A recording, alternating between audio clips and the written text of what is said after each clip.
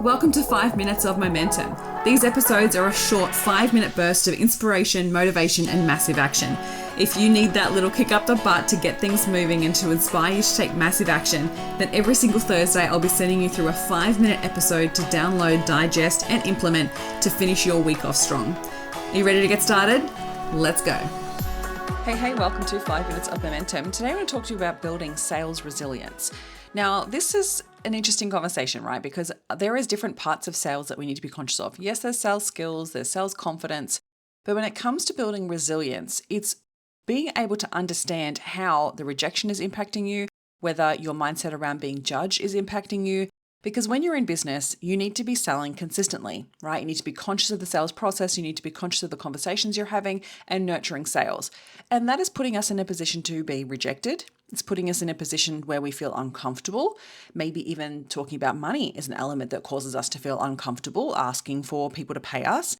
And there's also the element of being judged for being pushy, sleazy, salesy, right? And one of the things that I saw recently was someone posted on their socials of like, I love being sold to, right? When it's a positive sales experience, it can be enjoyable. And we need to remind ourselves of that. When people are needing what it is that we have to offer, by being presented the next opportunity, being invited to the next stage and not being pushy, right? When you know sales skills, you don't have to convince, you don't have to push people into buying. You present the offer when the time is right. You invite people to the next stage and you invite the commitment. That's what sales needs to be. And when you understand sales from a skill set, then you're able to have much more confidence around it. But that's not what I want to talk about today. I want to talk to you about dealing with rejection, putting yourself out there more, and learning to not internalize what you make it mean when someone says no or ghosts you. Because what actually is happening a lot at the moment is actually more ghosting than it is being rejected. And that still is a rejection. And it feels uncomfortable. It sucks. Like, I know it. It does suck. But the way you talk to yourself about it makes all the difference. Because if your internal processing is someone says no or someone ghosts you, and automatically you make it mean something bad about yourself, then you're basically training yourself to feel shame, feel disappointment, to feel negative emotion around it, and you're attributing to who you are as a person. And it has nothing to do with who you are as a person.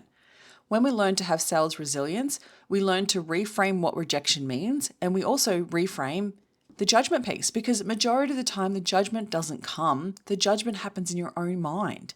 You're the one judging you, thinking you're being salesy, thinking you're being pushy, right?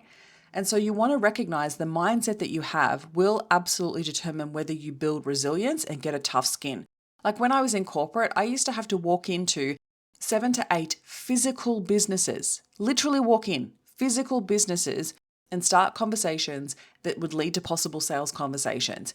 That was scary, right? All we're asking you to do is show up online and to create an Instagram story, to create a reel, which I know comes up with its own level of fears and doubts, because when we're putting ourselves on camera, we're opening ourselves and we're posting on social media, we're opening ourselves up to the whole world judging us. And subconsciously, you know that. So of course we want to avoid it. But if we don't sell, what ends up happening? You don't have a business, right?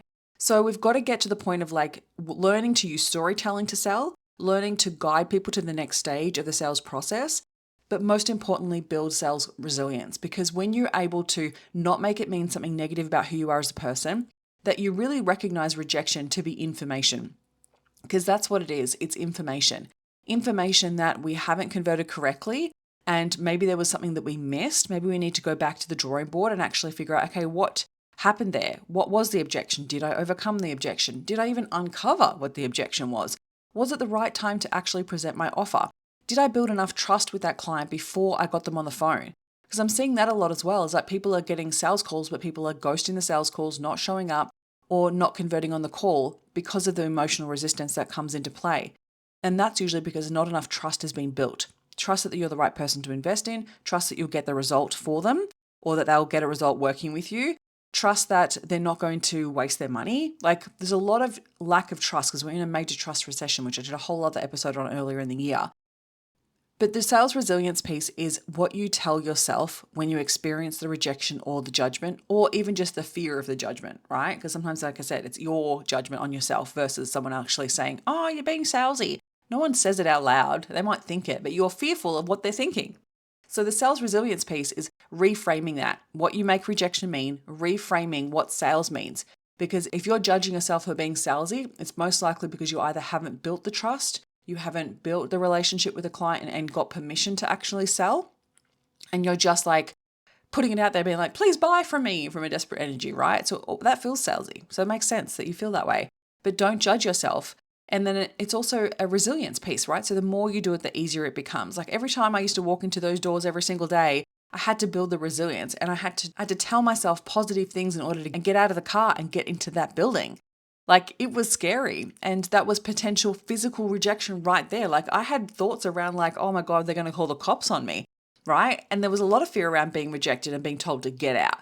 But that had never really happened. So being conscious of like, what am I telling myself as I'm selling or before I go to sell? And is that conducive with the action that I want to take? Because if it's not, we need to start really working on the mindset side first. So I want you to go into this next week and go, let's build the habit of resilience, right? Let's build resilience around sales. The more I do it, and then I tell myself that it's actually okay for me to sell and that rejection isn't about me, the more likely it is that you'll feel more confident selling.